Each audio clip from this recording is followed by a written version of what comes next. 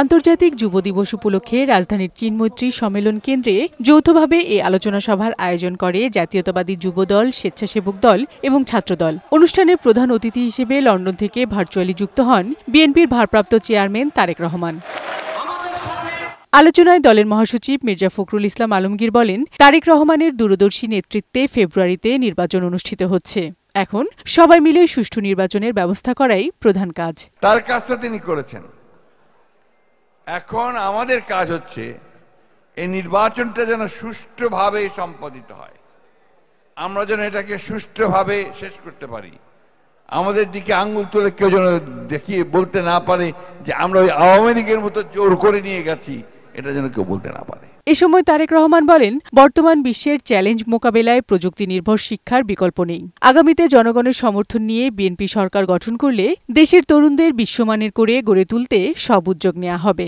আগামীতে বিএনপি জনগণের রায় চলমান বিশ্বের প্রযুক্তিগত চ্যালেঞ্জ মোকাবেলার জন্য প্রযুক্তি সুবিধা ব্যবহারের জন্য দেশের তরুণ যুবশক্তিকে সব ধরনের সহায়তা দেওয়ার লক্ষ্যে বিএনপি এর ভিতরে প্রয়োজনীয় উদ্যোগ এবং পরিকল্পনা গ্রহণ করছে। তরুণ যুবশক্তির প্রতি আমার একটা আহ্বান থাকবে, নিজেদেরকে প্রযুক্তি শিক্ষায় দক্ষ এবং যোগ্য করে গড়ে তুলুন।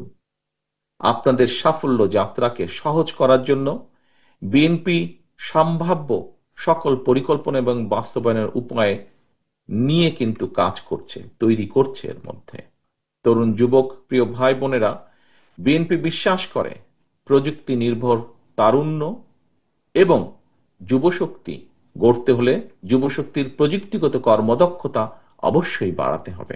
দেশের জনসংখ্যায় দেশের জন্য আশীর্বাদ উল্লেখ করে তিনি বলেন, বিএনপি প্রতিশ্রুতি বাস্তবায়নের রাজনীতি করে।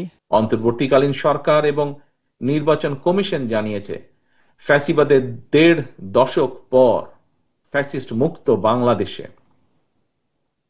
আগামী ফেব্রুয়ারি মাসে ইনশাল্লাহ জাতীয় নির্বাচন অনুষ্ঠিত হবে। দেশের সকল নারী, পুরুষ, ছাত্র, তরুণ, যুব সমাজ সহ দেশের সর্বস্তরের জনগণের কাছে আমার আহ্বান, আগামী নির্বাচনে ধানের শীষে ভোট দিন, দেশ গড়ার সুযোগ নিন। নিজেদের পাশাপাশি দেশের উন্নয়ন এবং অগ্রগতি ধরে রাখতে তরুণ সমাজকে ঐক্যবদ্ধ হওয়ার আহ্বান জানান তারেক রহমান।